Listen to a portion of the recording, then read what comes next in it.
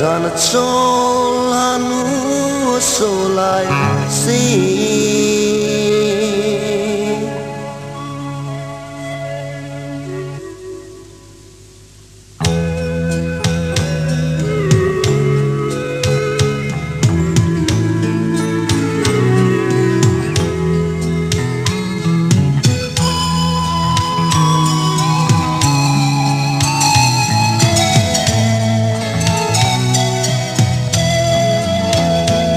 Asopi kanalong sisa Uwazang kanong sinangmo Ikan ko Hoseng kagyaziti Lunghel Himkon kamang zitay Ngayon Sunga-sung Solha ang solay Sin Tawasi Lunghalalan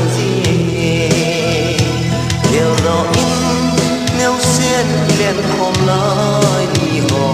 mình linh nô minh cả mình dấu ra đất tròn tha núi sổ lại xí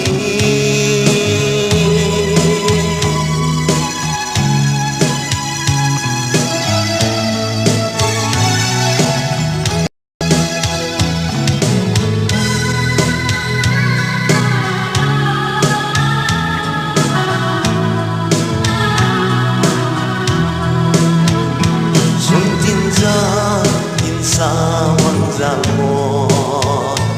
Into zailan kawai singi Wabang lengin kesen gode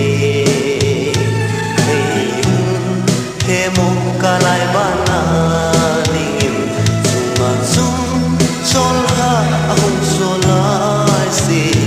Tang pasi lunga na lang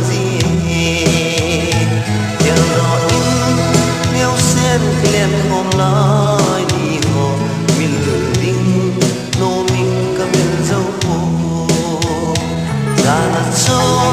ta nuôi số lại xí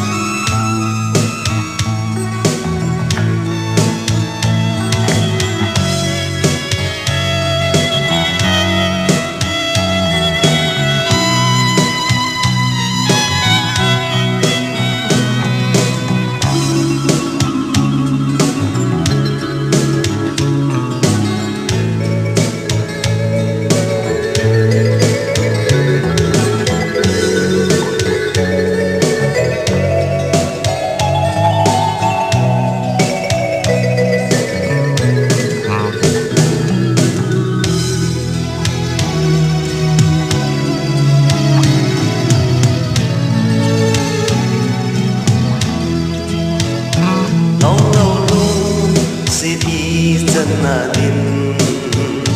Wang hindi kisian ngay na Umwale Om din kinyan ni na Izat tam sing zong le Gole Sunga sung Sol ha Ang sulay sin Tang pasi Lunga na lang zin Yel do Liên hôm lại đi hò mình linh nô minh cả mình dấu ra là cho ta nuôi số lại xí